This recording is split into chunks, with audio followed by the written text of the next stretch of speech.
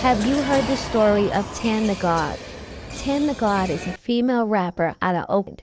And DaGod went to a meet and greet of a beauty shop in Oakland to promote the business grand opening and also to promote her business and her brand and her music. She checks in on social media that she's there. She invites everybody to come down to support the business and to come and see her, to do a meet and greet. And it's all cute and classy, right? Unfortunately, she had ops and they came and pulled up. Before we get to the video, welcome my friends. I am Bushes99, and if you haven't already, let's go ahead and hit that like button just because it's me, your girl. And also subscribe and you'll get a heads up every time I'm out here doing my thing. So without further delay, let's get into the video. And her friends say she was shot while attending an event at a beauty shop in Oakland.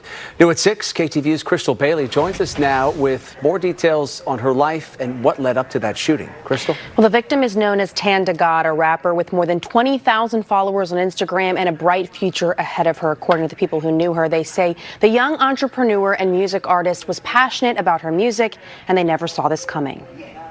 A woman shot dead in broad daylight. Yeah, everybody ducked and hide behind the cars and stuff. It was supposed to be a celebration. Glamour Beauty Supply on Telegraph in Oakland was hosting a grand opening on Saturday. The historic beauty shop closed back in May but was under new ownership. Friends identified the woman killed as Alliauna Green, known as Oakland rapper DaGod. The new owner of the shop, who declined an interview, says he invited the well-known Oakland rapper to the event because she was a supporter of black-owned businesses. This is video from her Instagram. She was promoting the grand opening and having a meet and greet with fans. She was performing there, and this guy with the hoodie just walks in through that gate and just started shooting. I hear some shots, right? So the shots I thought was just part of the music, the performance, and then I heard 3 really loud shots. Vincent, who works the donut shop next door, says people came into his shop for cover from the gunfire. Police are tight-lipped about what led to the shooting, but friends of the rapper, who were too scared to speak on camera, tell us they think she was targeted, and witnesses agree. He was targeting her only. I saw it. He wasn't shooting at everybody. He was just shooting at her. I think the rapper was screaming, "I'm hit, I'm hit." And she was just laying on the ground until the medics came. Shout out to DaGod, her family and friends. Rest in peace, beautiful. Nothing like that should have happened to you. But let me tell you what happened before this. Because your question should be, because mine was, why would something like that happen to her? What happened? What happened? You know, one thing leads to another, right? So what happened before that? Well, before that, DaGod was in a relationship with this guy, right? And apparently, according to her, the guy had committed DV on her several different times. And she had taken it and taken it and taken it. Well, eventually, she got to the point where she protected herself. And her self-protection resulted in him being unalived. That's right. She unalived her ex-boyfriend. And she was not jailed. She didn't face any charges. It was self-defense or whatever. And so she was free to live her life without the stalking, without the panic, the dread, the fear that comes from a dangerous relationship where the other person becomes unhinged.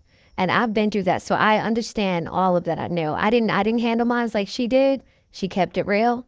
I didn't do that, but to be under that kind of constant fear and panic, I can relate 100%. But what she did after that was what made it you didn't handle that right, mama. You did not handle that right. What she did was she made a number of diss tracks talking about him disrespectfully, disparaging his name. She even used his image as a blunt or a backwood. And she said something about she smoked him. September 23rd is the you should have never played with me, because then I gotta take it to the 3rd degree, you know? So when I look at this little tombstone, I be like, man, it's crazy. So September 23rd is the day I dropped Pond them Top, you know what I'm saying? So I had to put that on there. Well, not really. Really, it's 3 years ago I dropped Pond them Top. It's the anniversary, and I just happen to have court on this day. Everything just came together. So I got this to be extra fucking childish, making families mad. And oh well, because they ain't gonna do shit about it. Smoking on that Axewood pack. Oh yeah, you know it.